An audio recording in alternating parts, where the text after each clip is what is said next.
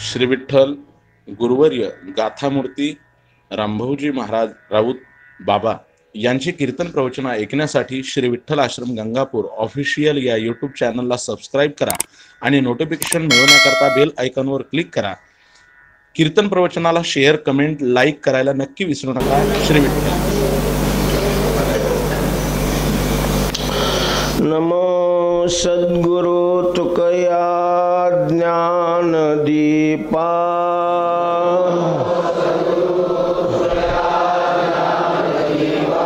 नमो सद्गुरु सच्चिदानंद रूपा,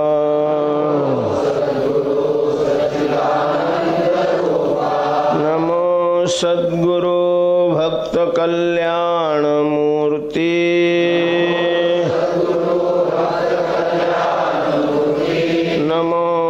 सद्गुरु भास्कर पूर्ण कीर्ति, मनुष्याकृती राघवे ख्याती केली,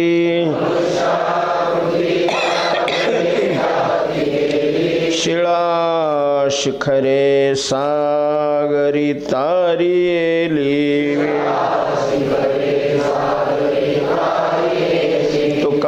स्वामी हा पूर्ण ब्रह्म प्रकाशी,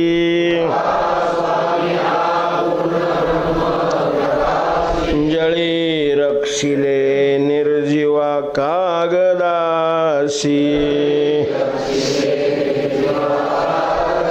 महाराज हा जन्मला मृत्युलोकी,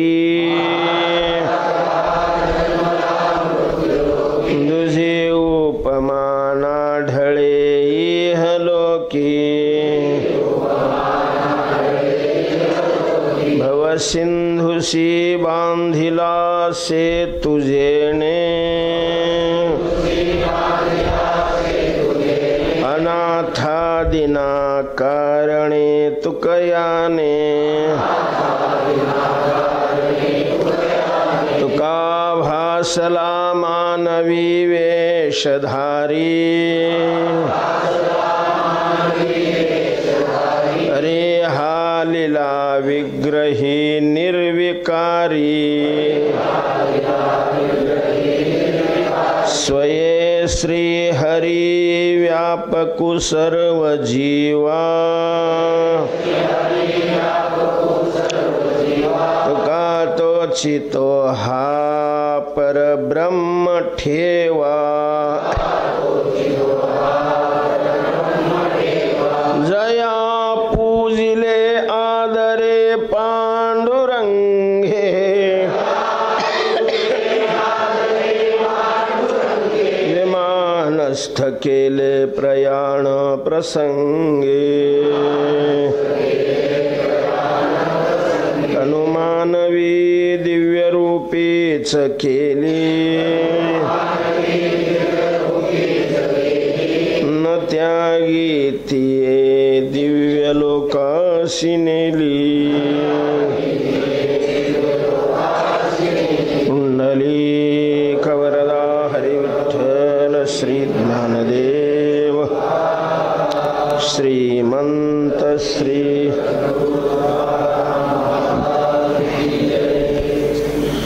नव्हती माझे बोल जाणा हा निर्धार मी आहे मजूर विठोबाचा, निर्धारा वचने सोडविले माझ्या कृपाळुत्वे लज्जा राखिली, निर्भर मानसी झालो आनंदाचा गोडावली वाचा नामघोषे, आता भय माझे नासले संसारी झालोसे यावरी गगनाचा, तुका म्हणे हा तो संतांचा प्रसाद, लाधलो आनंद प्रेम सुख, निर्धारा वचने सोडविले माझ्या कृपाळुत्वे लज्जा राखिली. श्रीमंत श्री जगद्गुरु तुकोबाराय या अभंगातून आपली स्थिती प्रतिपादन करतात.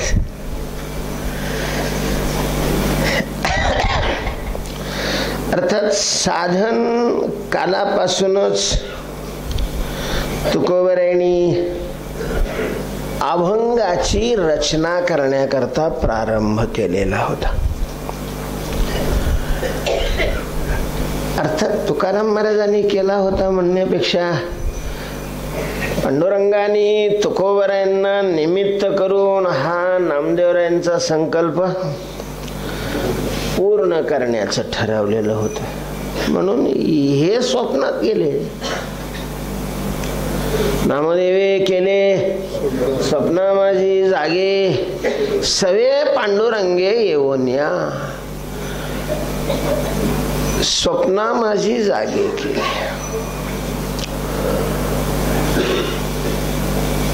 अर्थात हे स्वप्न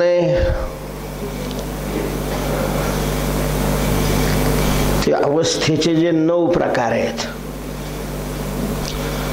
सुषुप्ती जागृत, सुषुप्ती स्वप्न, सुषुप्ती सुषुप्ती, स्वप्न जागृत, स्वप्न स्वप्न, स्वप्न सुषुप्ती, आणि जागृत जागृत जागृत स्वप्न जागृत सुषुप्ती असे अवस्थेचे 9 प्रकार मधुसूदन सरस्वतीने सिद्धांत बिंदू या ग्रंथामध्ये केलेले. त्यामध्ये स्वप्न जागृत हा जो प्रकार आहे तो असायला स्वप्न असतं, पण सगळाच अशा प्रकारचा विषय त्या ठिकाणी जागृत अवस्थेतला होऊन जातो.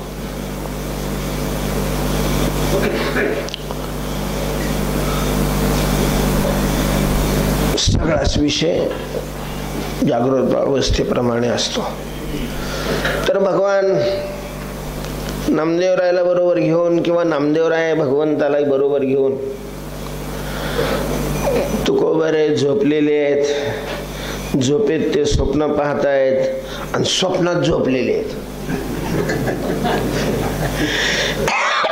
जागृतीत झोपले होते, मग त्याच्यात स्वप्न दिसलं आणि त्या स्वप्नात तुकोबारे काय झालेले आहेत, झोपलेले आहेत.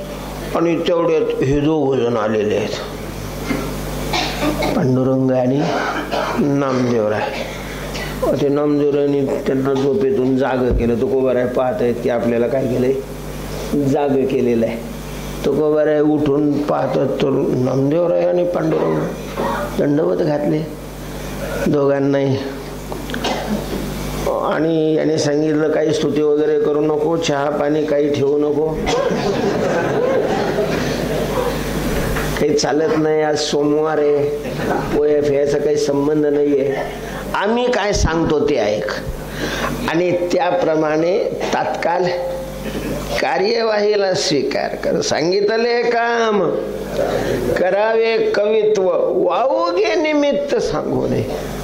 आणि काम सांगितलं तुकोबरायांना की तुम्ही आता अभंगाची रचना करायची, कवित्व अशा प्रकारचं करायचे, अजिबात काही निमित्त सांगायचं नाही.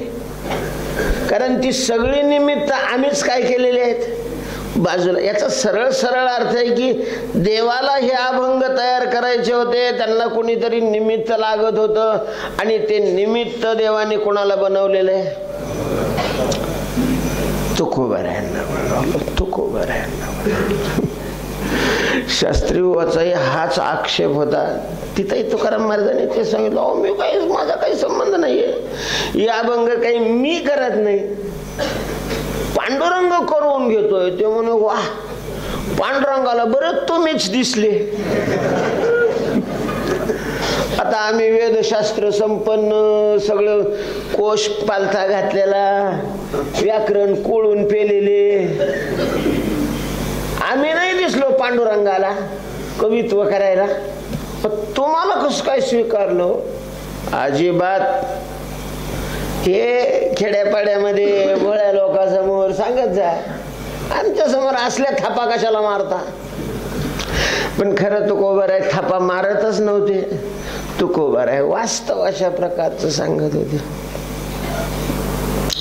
सरस्वतीला आज्ञा केलेली आहे, तुकोबारायांच्या जीवेवर जाऊन बसायचंय. वेद शास्त्र पुराण सगळ्यांना आज्ञा केलेली आहे, तुकोबारायांच्या बुद्धीमध्ये प्रगट व्हायचं. महाराज मोठी माणसं असतात, त्यांनी एखादं जर ठरवलं ना कार्य करायचं, काही त्यांना अडचण येत नाही, काही हे होत नाही. सगळे चौकडून धावतात आणि त्यांचं कार्य हे आपलं कार्य समजून ते करून घेत असतात. आता हे होतं सगळ्या मोठाचा मोठा देव. बळीया माझा पंढरीराव, बळीया माझा. सगळ्या अवच्छेदकाने मोठा आहे तो, सगळ्या क्षेत्रामध्ये मोठा आहे, सगळ्याच अशा प्रकारच्या स्थितीमध्ये मोठा आहे. कशातच मोठा छोटा नाही. मला श्रीमंतीच्या बाबतीत जरी विचार केला, हे बाकीचे सगळे त्याच्या समोर कसपटा समान आहे, कसपटा समान. अंबानी फिंबानी आणलाय पांडुरंगाच्या समोर काय, सगळे लक्ष्मीपुत्र आहे, तो लक्ष्मीपती आहे, त्याला काय कशाची कमी असते.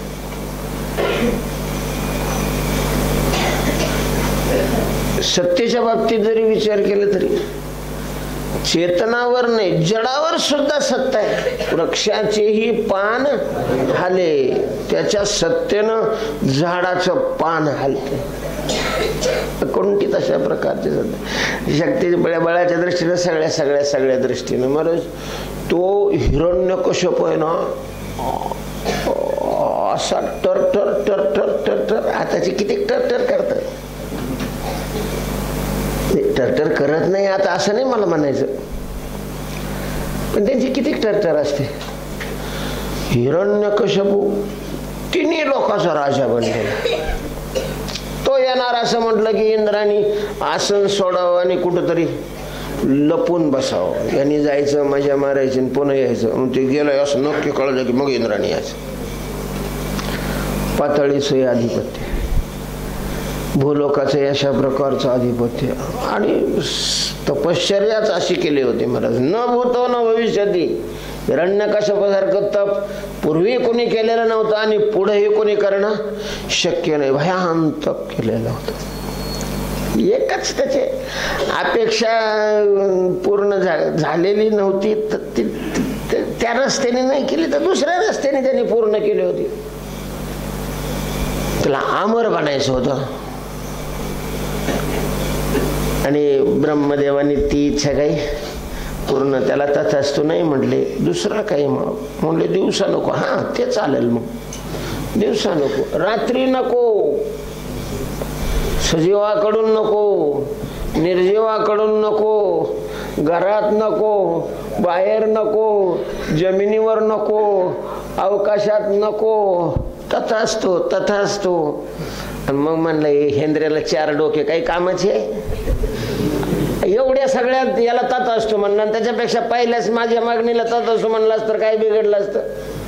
आता कसं म्हणणार आहे मी, कुठं म्हणणार आहे, केव्हा मारणार आहे, कोणाकडून म्हणणार आहे. शस्त्राकडून नको, अस्त्राकडून नको, सजीवाकडून नको, निर्जीवाकडून नको, माणसाकडून नको, पशुकडून नको. काय सगळ्याला तथास्तु, सगळ्याला तथास्तु. असं हिरण्यकश्यप महाराज. कोणीच त्याच्या पुढे उभं राहत नव्हतं, कोणीच उभं राहत नव्हतं. जाहीर करून टाकलं होतं त्यांनी.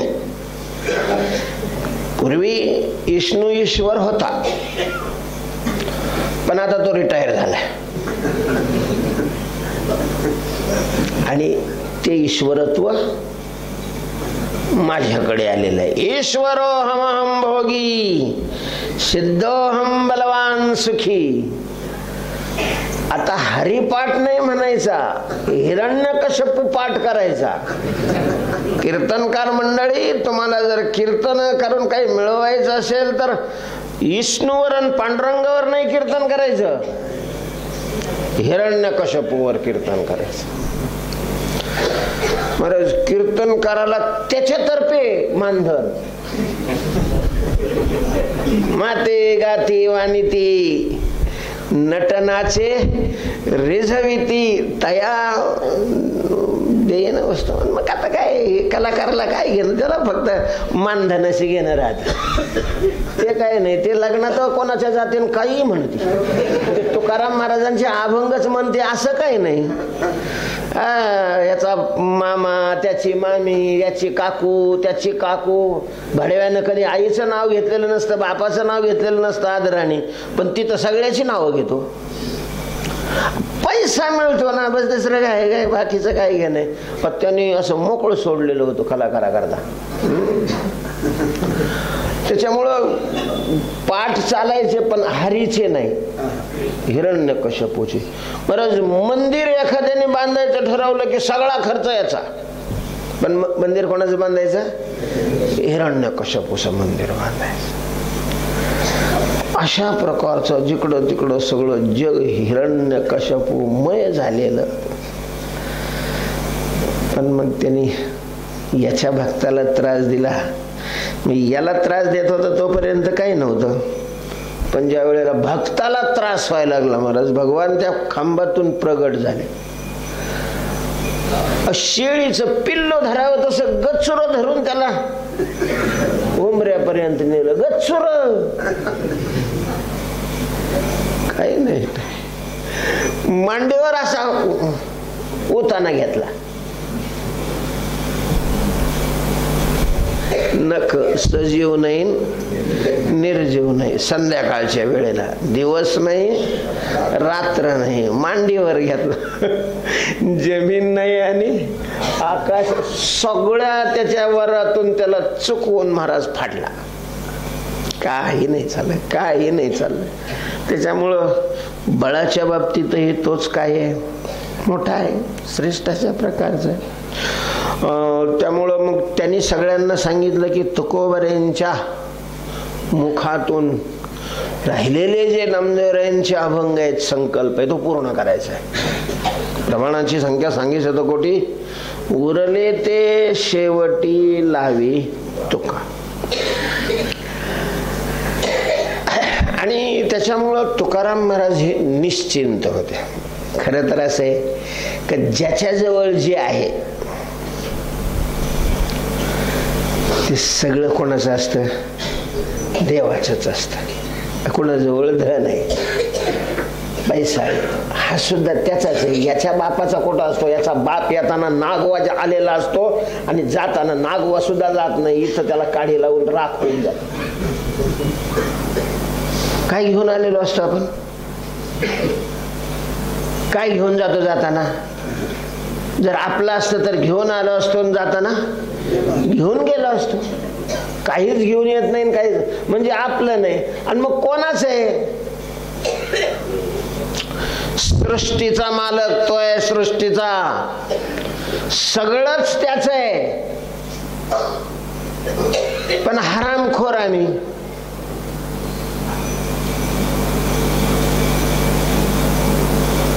तो तर लय पुढचा आहे महाराज. शासनाने एखाद्याला एखाद्या पदावर बसवलं,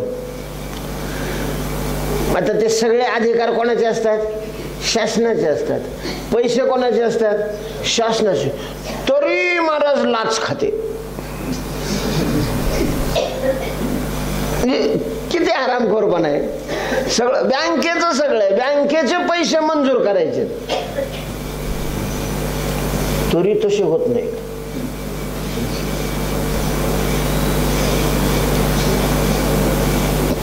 असे हरामखोर तुकाराम महाराज नव्हते.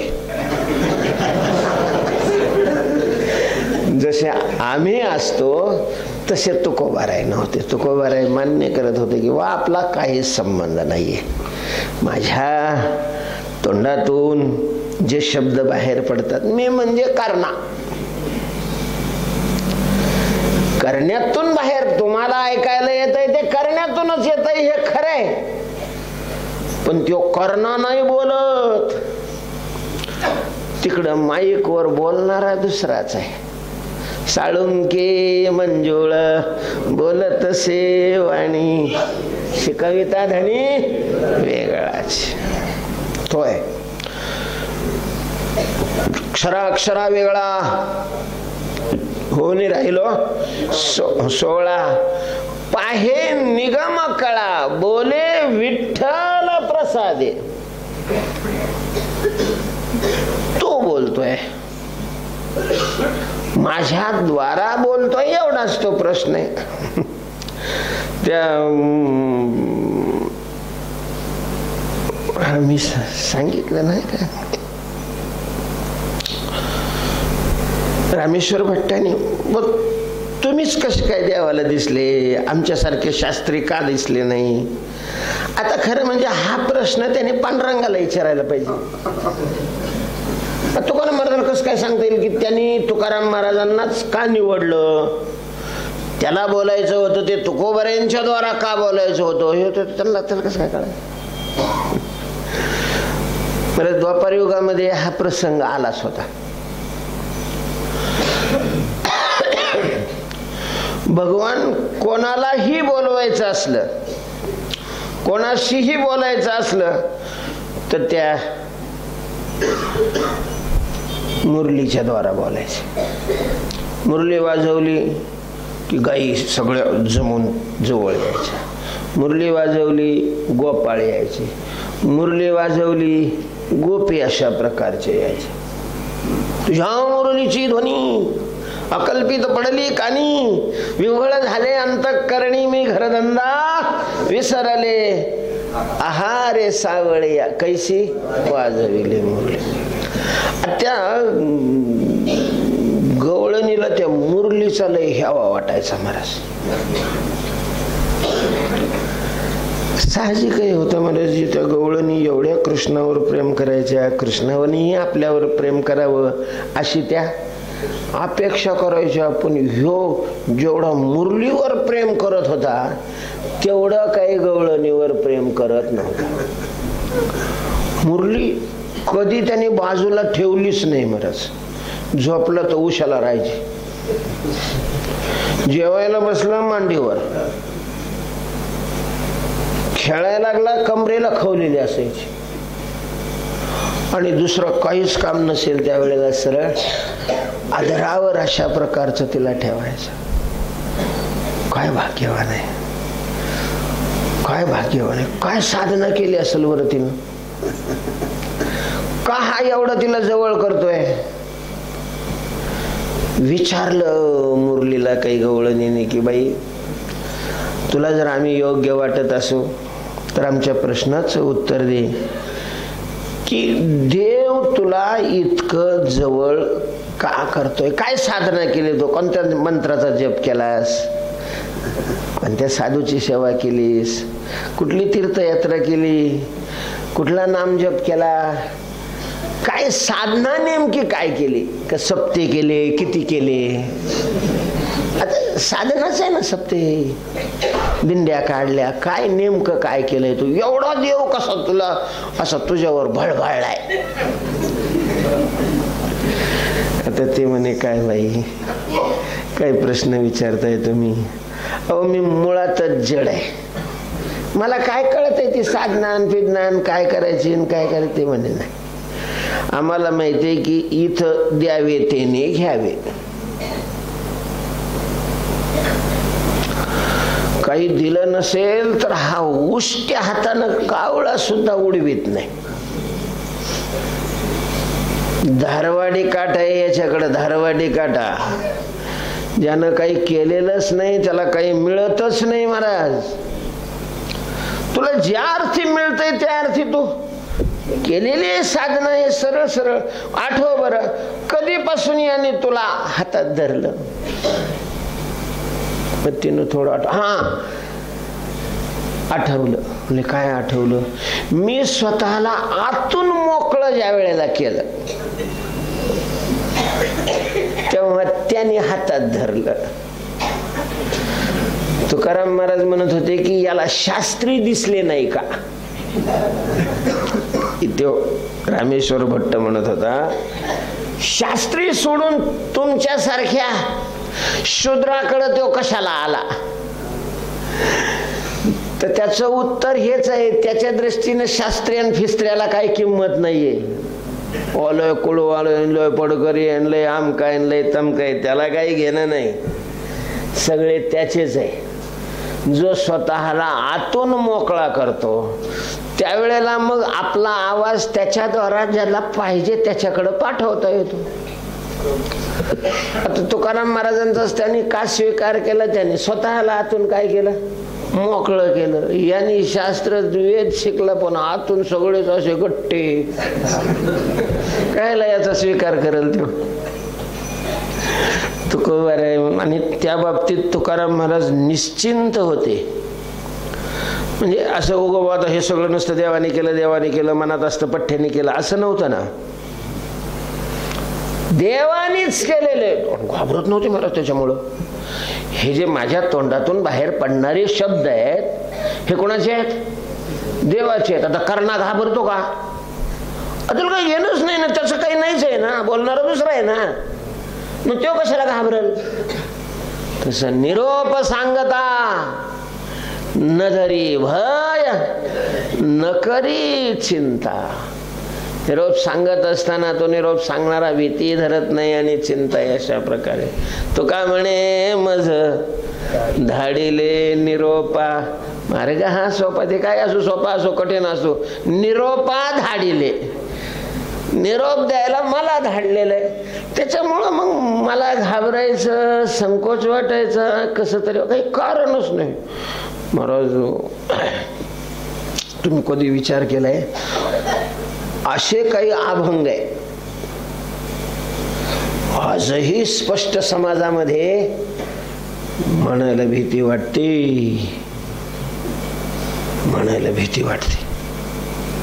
सत्य त्याचे वेळी घडला व्यभिचार मातेशी व्यवहार अंत्यजाचा. ह्या अभंगाचा अर्थ कोणचा कीर्तनकार समाजात सांगू शकतोय? बायबल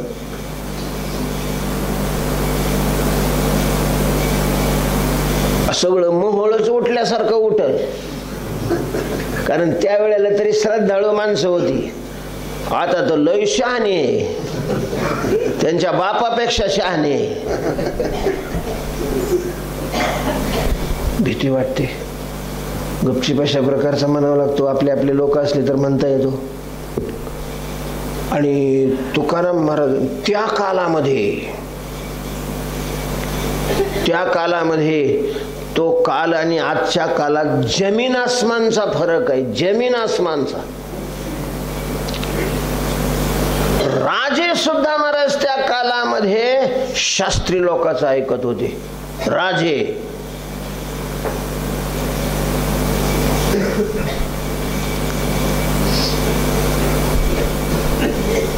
आणि अशा शास्त्र्यांच्या विरोधात आणि तेही सत्य त्याच्या वेळी घडला व्यभिचारण मातेशी व्यवहार अंत्यजाचा अशा प्रकारचं अभंग लिहित असताना गपचिप लोकांनी ऐकून घेतलं असेल असं वाटतं तुम्हाला? त्याच्या विरोधामध्ये काहूर नसेल उठलं त्यावेळेला? आजही उठू शकतो तर त्यावेळेला का नाही उठणार? पण तुकाराम महाराजांनी निर्भय होऊन अशा प्रकार असे कितीतरी अभंग आहेत, कितीतरी. तुम्हाला काय वाटतं? कथा करो निहा द्रव्य देती घेती. ह्यो अभंग ऐकल्यावर तरी कथेकरी एवढे गप बसले असतील का? त्यावेळेला काही कथेकरी नव्हते असं वाटतं का तुम्हाला? होते त्याही वेळेला. आणि ते कसं काय गपचीप ऐकून घेतील? यांना काही घेणं नाही. तू बरं म्हणतात माझं नाहीच आहे ते, मग मी कायला घाबरू? ज्याचं आहे त्याच्याकडे जा तुम्ही, किंवा तो त्याचं निवारण करेल. नवती माझे बोल जाणा हा निर्धार आणि माझा हा निश्चय की हे शब्द माझे नाहीत. तुम्ही कोण आहे? मी मजुरी करणार आहे. मी आहे मजूर विठोबाचा. हमाल आहे मी. वेट बिगारी.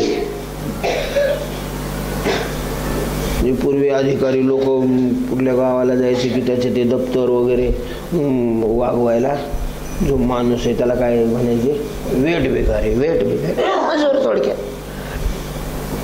पांडुरंगाचा मजूर आहे, विठोबाचा मजूर आहे, देवाचा अशा प्रकारचा सेवक आहे, देवाचा चाकर आहे.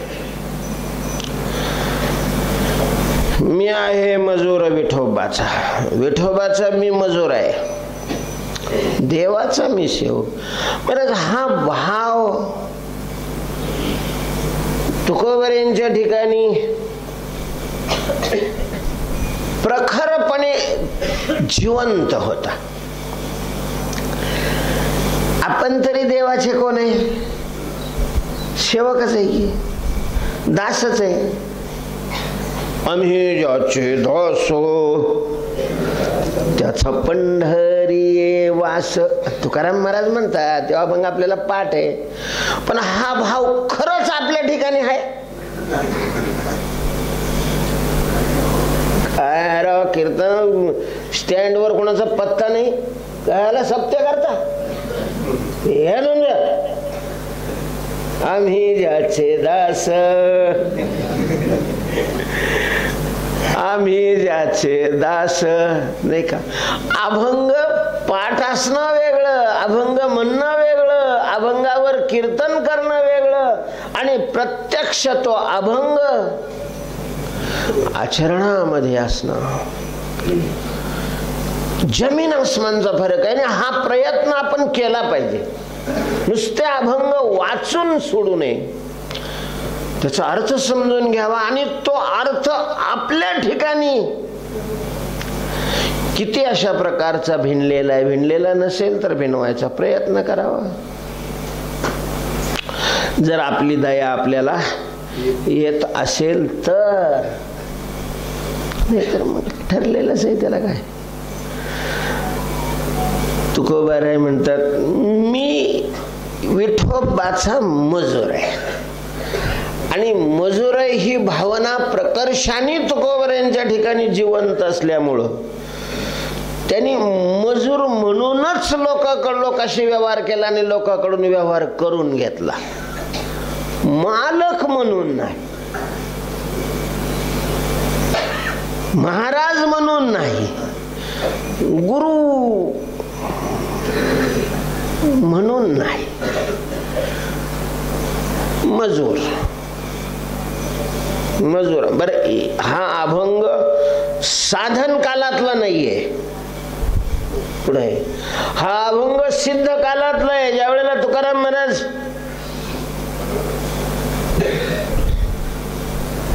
भगवत स्वरूप झालेले आहेत, पण मग त्याही वेळेला शरीर तर देवाचं दासच आहे ना.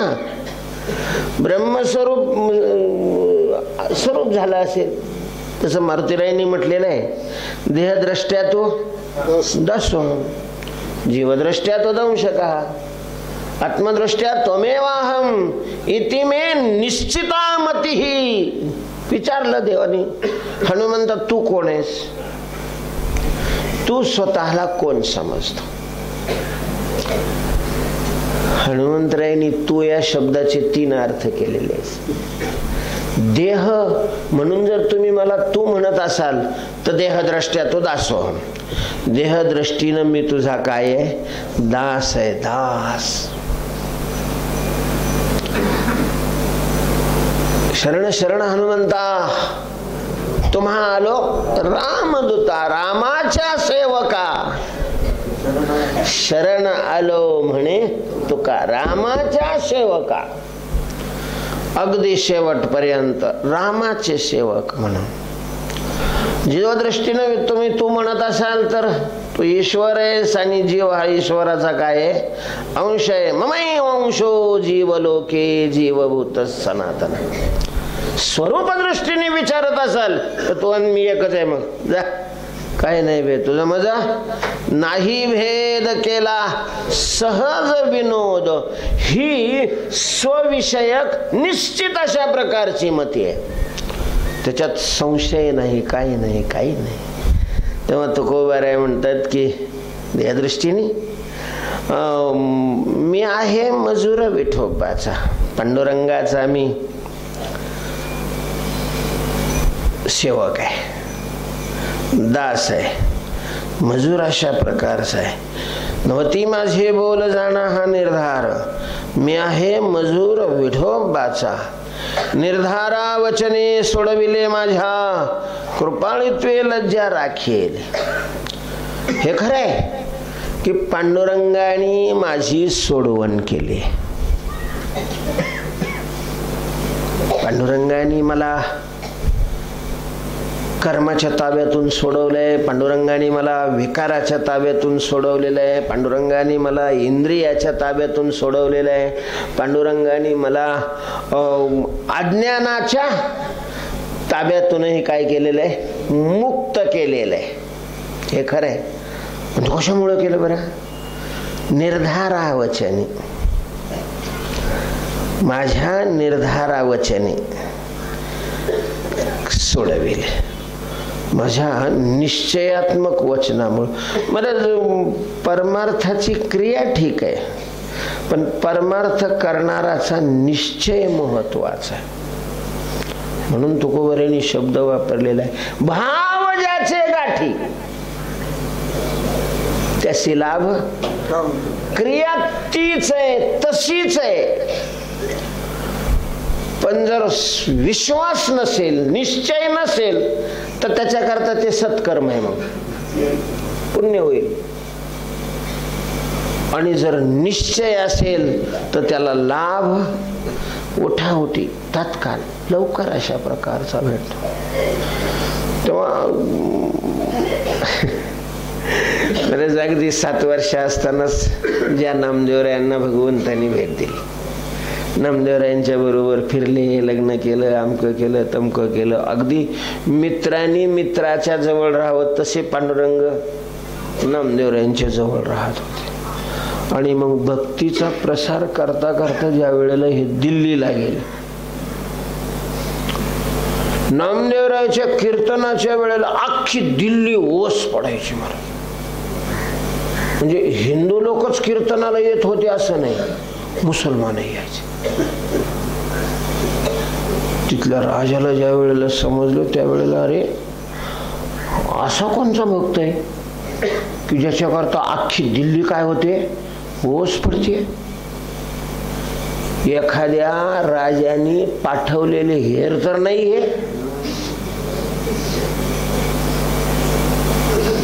खराच हा भक्त आहे पांडुरंगाचा, पांडुरंग याला प्राप्त आहे, सर्वशक्तिमान आहे पांडुरंग. महाराज तो गाय घेऊनच आला आणि सांगितलं, ए भगत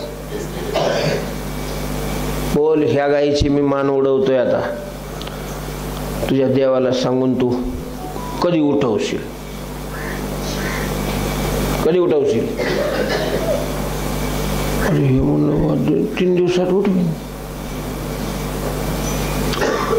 छाटली मान महाराज. गायीची हत्या झालेली आहे आणि आपण भक्त आहे की नाही याची परीक्षा करण्याकरता राजाने गायीची हत्या केलेली आहे. नामदेवरायला खूप वाईट वाटलं महाराज. ती गायीचं मस्तक मांडीवर घेतलेलं आहे आणि नामदेवरायने टाहू फोडलेला. 1 दिवस झाला. एरवी विठ्ठल म्हणायच्या अगोदर उभा राहायचा हा पठ्ठ्या. अख्खा दिवस गेला, रात्र गेली. राजाने सांगितलं होतं 3ऱ्या दिवशी जर गाय उठली नाही तर ही तलवार तुझ्या मानेवर. आता सगळे लोकांनाही वाईट वाटलं, सगळे चच करायला लागले. पण लोकांच्या काय हाताने,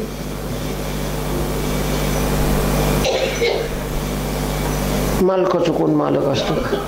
सत्ता त्याची. 2रा दिवस झाला बराच. 3रा दिवस सुरू झाला. 3ऱ्या दिवसाचा शेवटचा क्षण जवळ आलेला आहे. तो राजा, तलवार, त्याचे सैन्य सगळेच आलेले आहेत. लोकही हे जमा झाले. काय होणार आता? काय होणार? भक्ताची मान उडवली जाणार का? गाय उठणार का? नामदेवराय अत्यंत आर्त झालेले आहेत. अगदी शेवटच्या क्षणाला भगवान नामदेवरायच्या पुढे उभे राहिले. नामदेवा काय रे? आता काय नामदेवरायला असा राग आला होता महाराज. झालं भगवान तिथं आले की गाय काय झाली? उठलेले. मुंडकं जोडलं, गाय जिवंत झाली. पण नामदेवराय लईच चिडले. काय काय झालं? 3 दिवस काय करत होतास? तुला 3 दिवस लागायचं कारण काय आहे? करशील तरी नो हे काही राहायचा डोंगर पर्वत राही मुकं करोती वाचालम पंगून लंग येते गिरीम. हे म्हणू म्हणू आमचं फार तोंड ही व्हायला लागले आणि आता आलाच तोंड घेऊन. नामदेवराय म्हणतात, भगवान म्हणतात, नामदेवा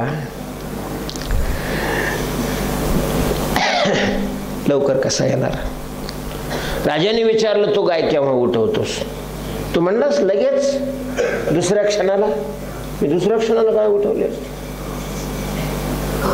तू काय म्हणलास? 3 दिवसांनी. मी अगोदर कस काय उठव? अगोदर उठवली तर तुझ्या शब्दाला काळीमा फासली गेली असती ना. आम्हाला तर तुझ्या शब्दाच्या पुढे जाता येत नाही, पुन्हा माझ्यावरच रागावतो. वर पठ्या महाराज.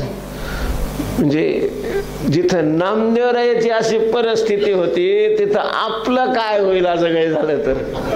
कारण आपल्या तर कधी स्वप्नातही आलेला नाही.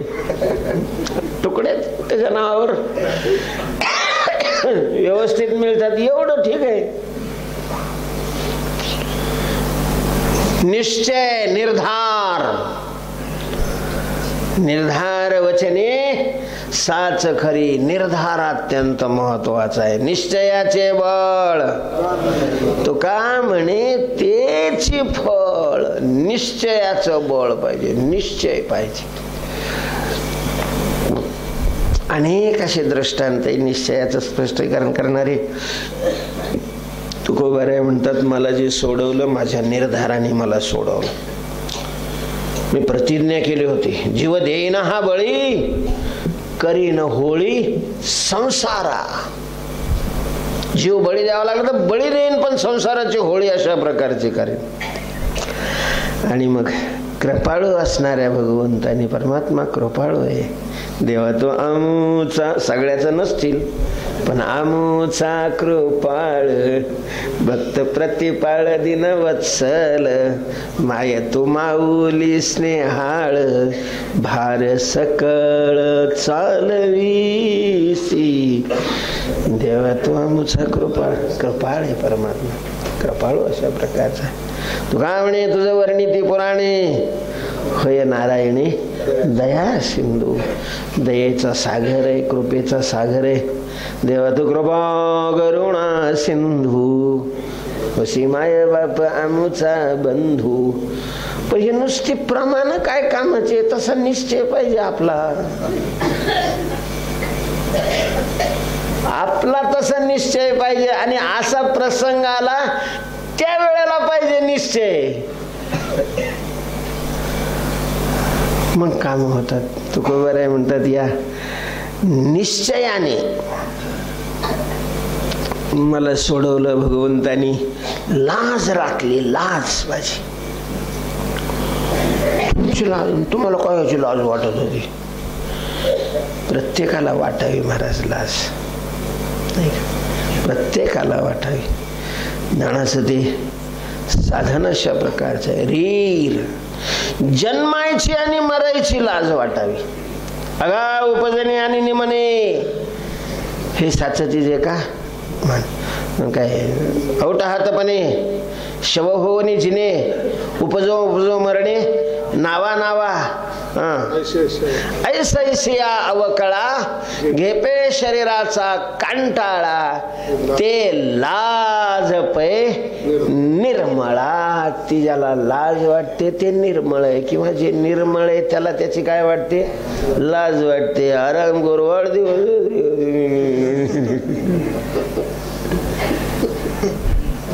निर्मळा बोल. तर जन्मायचे आणि मरायचे वास्तविक आपलं स्वरूप आहे महाराज, अनादि आणि अनंत आहे. न जायते म्रियते वा कदाचिन नायं भूत्वा भविता वा न भूयः अजो नित्य शाश्वतोऽयं पुराणो न हन्यते हन्यमाने शरीरे. अशा आपल्याला पुन्हा पुन्हा जन्मावं लागतं आणि पुन्हा पुन्हा मरावं लागतं. श्रेष्ठाला कनिष्ठाचा संबंध आला की त्याची काय वाटते? लाज वाटते. तर ही लाज भगवंतानी तिचं रक्षण केलं आणि आम्हाला अनादी अनंत अशा प्रकारचं बनवलंय. आज माझी स्थिती अशी आहे. कशी आहे? निर्भर मानसी झालो आनंदाचा, गोडावली वाचा नाम घोषे. निर्भर मानसी झालो आनंदाचा. आनंदाच्या बाबतीत मी परिपूर्ण झालोय. परिपूर्ण. निर्भर शब्दाचा अर्थ आहे परिपूर्ण. आनंदाच्या बाबतीत काहीच कमी नाही. महाराज आपल्याकडं तेवढं सोनं बाकीचं लय असतं, फक्त काय नसतो? आनंद नसतो. मग बाकी पैशाला काही कमी नाही, जागा भरपूर आहे, पोरं आहे, पोरी आहे, म्हणणारी माणसं आहे, गाडी आहे, घोडे आहे, सगळं आहे बाकीचं परिपूर्ण. पण आनंदाचा दुष्काळ, सुखाचा दुष्काळ. सुखच नाही, झोपच येत नाही महाराज. लय झोपण्याकरता व्यवस्था केलेली असते. स्वतंत्र रूम राहतो झोपायचं, अजिबात तिथं कोणी सुद्धा नाही यायचं.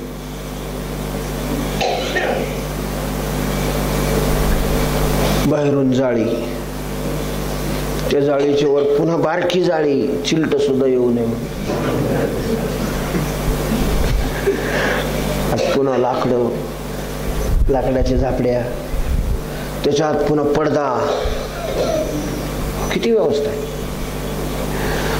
बाहेर घरालाच कंपाऊंड, आणि तेही म्हणजे असं तारे फेऱ्याचं नाही, भिंतीचं कंपाऊंड, 10-10 फुटाची भिंत, एकच गेट, गेटवर वॉचमन, त्याच्या हातामध्ये शस्त्र, मध्ये कोणी येणार. एवढी अशा प्रकारची तयारी. फक्त झोप येत नाही.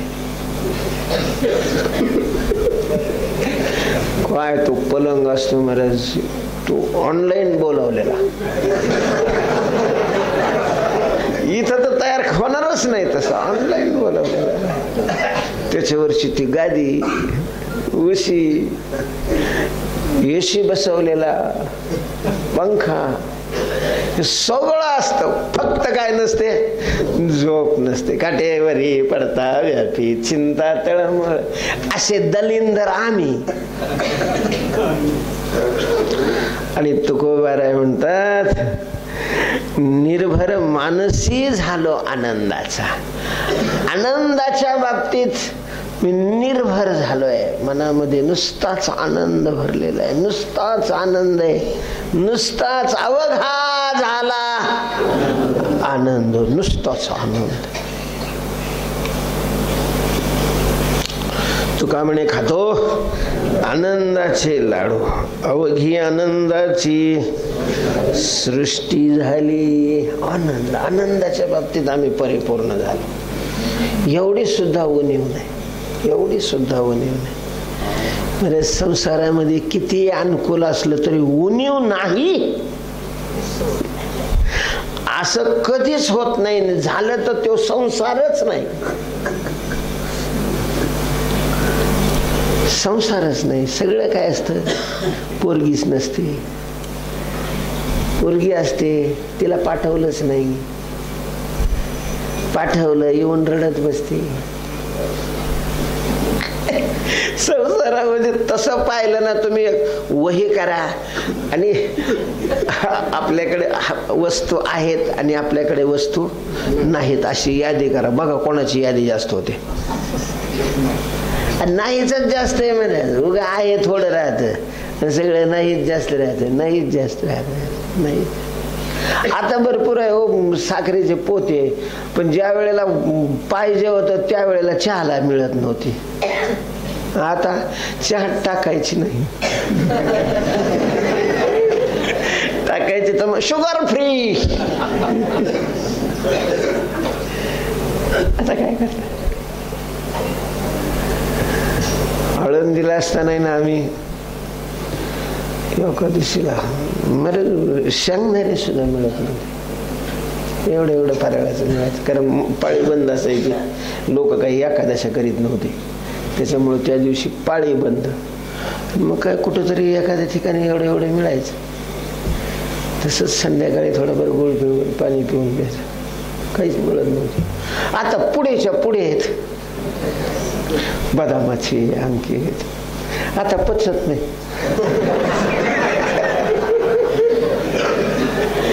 काय करतात तरी आता विद्यार्थी आताचे भाग्यवानच महाराज. त्यावेळेला खरंच काही नव्हतं. म्हणजे सगळीकडेच अभाव होता, सगळ्याचाच अभाव, म्हणजे सगळ्याच जीवन असं हे होतं. आता नाही अडचण, पण मग ती लोकांना अडचण नाही, आपल्याला अडचण आहेच की. आणि त्यांना अडचण नाही म्हणजे त्याची अडचण नाही, दुसऱ्या अडचणी त्यांना पण आहेतच. पाठ नाही केलं का मला कांदिशी असं काठीच राहते, कांदिशी. ते एक पोरग मध्ये हाणल्या तर लक्षातच येत नाही, ते इतकं हे होऊन जातं. नंतर थोड्या वेळानं दुखायला लागत.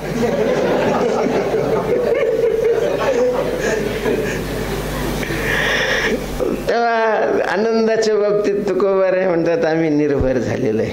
आणि नामघोषाची साधना केल्यामुळं वाचा गोडावली. नामचिंतनाची साधना करणाराची वाचा काय होते? गोड होते महाराज. ती स्वरात नसली तरी गोड लागते. नामाची साधना करा. मला आठवते आपली हे इथं समाधी नाही का, परभणी फळ्याची ती मथुरा महाराज शिष्य मारुतराव महाराज. आम्ही आळंदीला असताना माऊलीची दिंडी बरोबर ते नुसते उभा राहिले तर पाया पडायला लोक, भले लोक त्यांच्या दर्शनाला असायचे. त्यांचं कीर्तन असं लोक हे गर्दी असायचे. बरं कीर्तन काय रे जो एकदम आवाज खर्जमध्ये असलेला असे बोलायचे, पण ते इतकं गोड लागायचं महाराज. लोक ऐकू नाही आलं तरी तिथंच बसलेले राहायचे. तेवढी श्रद्धा होती त्यांच्यावर. आम्ही स्वामीचं तर नाही ऐकलं, पण स्वामींचा आवाज खूपच गोड होता म्हणतात बंकट स्वामी महाराज. एका ठिकाणी कालीचं कीर्तन होतं ना, समाज जास्त आला, स्वयंपाक कमी आहे. पाटलाच्या लक्षात आलं की समाज जास्त आहे, स्वयंपाक पुरणार नाही. मग समाज त्यांनी हळूच कानात सांगितलं, स्वामी थोडं कीर्तन वाढवा, स्वयंपाक वाढवायचं आहे. ठीक आहे, मग ते कीर्तन वाढवलं. स्वयंपाक पूर्ण तयार झाला, टाईमही झालेला होता. मग त्यांनी एका माणसाला पाठवलं, जाय स्वामीच्या कानात जाऊन सांग की स्वयंपाक झालेला आहे. कीर्तन संपव म्हणून नको सांगू, स्वयंपाक झालेला आहे म्हणून सांग.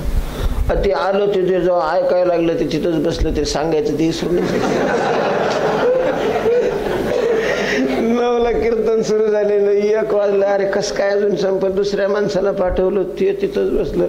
यो गेला, यो तिथंच बसला महाराज 2 वाजेपर्यंत. 5-5 तास कीर्तन, तरी समाज उठायचा नाही. इतकं गोड अशा प्रकारचं. आमचे नारायणगिरी महाराजांचं तर मी ऐकलं, त्यांच्या वाणीमध्ये लयच गोडवा होता. बेटावरची नारायणगिरी महाराज होताच गोडवा. काय विषय, कधी कधी विषय सांगायला लागले की खूप गोड सांगायचे. कधी कधी मग जर भिडले एखाद्यावर तर ते त्याचंच हे करायचे, पण ते काही का बोलत नाही. त्यांचं बोललेलं काय वाटायचं? गोड लागायचं, गोडच होतं महाराज. तर ते कशामुळं गोडवा येतो वाणीमध्ये? नामस्मरणाच्या साधनेमुळं. तुकोबाराय म्हणतात, नामघोषे वाचा गोडावली. नामचिंतनाची साधना केल्यामुळं आमच्या वाणीला गोडवा अशा प्रकारचा. माझा काही संबंध नाहीये. ती गोड का झाली? ती नामघोषामुळे झाली. आता भय माझे नासले संसारी, झालो शेयावरी गगनाचा. आता संसारातलं भय माझं संपलेलं आहे, नष्ट अशा प्रकार झालेलं आहे. आता भीती नावाची वस्तूच माझ्या चित्तामध्ये नाही. बरंच भीती मुळात मनामध्ये असते, बाहेरच्या वस्तूमध्ये असेल नसेल, मनामध्ये भीती असते. भीती हा विकार आहे आणि तो मनामध्ये असतो. माणसं मग घाबरतात. भिण्यासारखं असलं की जास्त घाबरतात, जास्त घाबरतात. कहू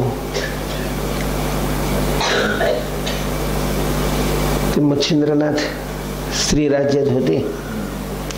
गोरक्षनाथांनी तिथून त्यांना बाहेर काढलं, तरी जाता जाता त्या बाईने एक सोन्याची टाकलीच जोळीमध्ये.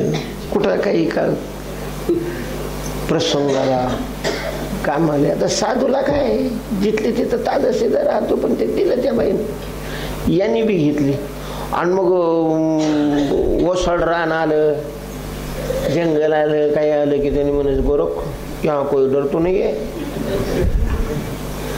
गोरक्षाला वाटायला आपल्याला काय असं डर, काय आहे आपल्याजवळ, नेणारे आपल्याकडून काय नेतील, कशाची डर, कशाची भीती. पण जे अर्थी गुरु महाराज पुन्हा पुन्हा विचारतात ते अर्थी. आणि मग नेमका ओढा लागला. त्याने सांगितलं गोरख ही जोळी तुझ्या जवळ घे, मी बाहेरून जाऊन येतो. खाली फेकून द्यायची माझ्या जवळ.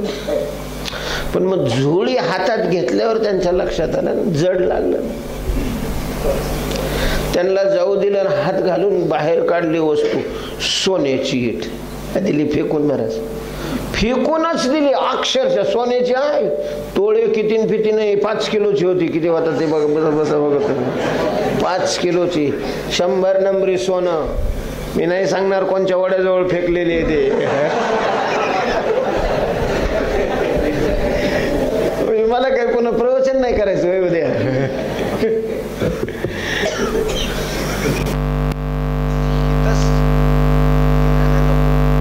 तेवढ्याच वजनाचा दगड जोळीत घातला. गुरु महाराज झाली, हातपाय वगैरे धुतली, पुन्हा जोळी आपल्या खांद्यावर घेतली. एरवी जोळी चेलेच्या खांद्यावर राहत होती, पण नंतर यांनी आपल्या ह्याच्यावर घेतली. पुन्हा चालले, पुन्हा ओसाड राहणार.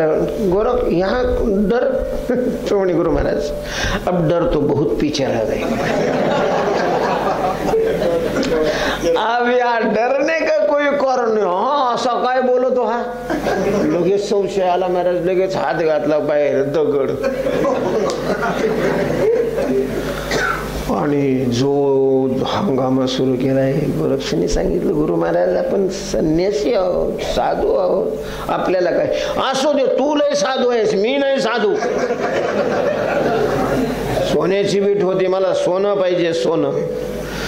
ऐकूनच गेले महाराज. शेवट गोरक्षनाथाला म्हणजे सिद्धीचा वापर करावा लागला. घेतलं भस्म झोळीतलं, फेकलं त्या डोंगरावर. अख्खा डोंगरच काय झाला सोन्याचा. गुरु महाराज आता ते त्यांचंही खरं होतं, याची परीक्षा करायची होती.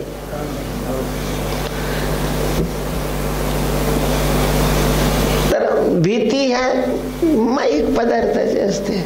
स्वरूपाच्या दृष्टीने भीती नाही, कारण एकतर स्वरूपाच्या दृष्टीने द्वैतच नाही, आणि जिथं द्वैत नाही तिथं भीती का भीती. द्वय भयंभ होती. द्वैत असेल तर भीती असते. तेव्हा तुकोबाराय म्हणतात माझे भय सगळं संपलेलं आहे, आणि मी स्वरूपाने एवढा मोठा झालोय की तुका आकाशा एवढा अणुरेणू या थोकडा, तुका आकाशा गगनापेक्षाही मोठा झालेलो आहे. आणि हे सगळे उपकार, हा प्रसाद जर कोणाचा असेल तर तुका म्हणे हा तो संतांचा प्रसाद. लाधलो आनंद प्रेम सुख, हे सुख हा संतांचा प्रसाद आहे. स्वरूपाचा आनंदही मिळाला आणि भक्तीचं प्रेम सुखही अशा प्रकारचं प्राप्त झालं. असं प्रेम सुख आणि स्वरूपानंद, या आनंदाने मी संपन्न अशा प्रकारचा आहे. निर्धारा वचने सोडविले माझ्या, कृपाळुत्वे लज्जा राखेल पुंडली.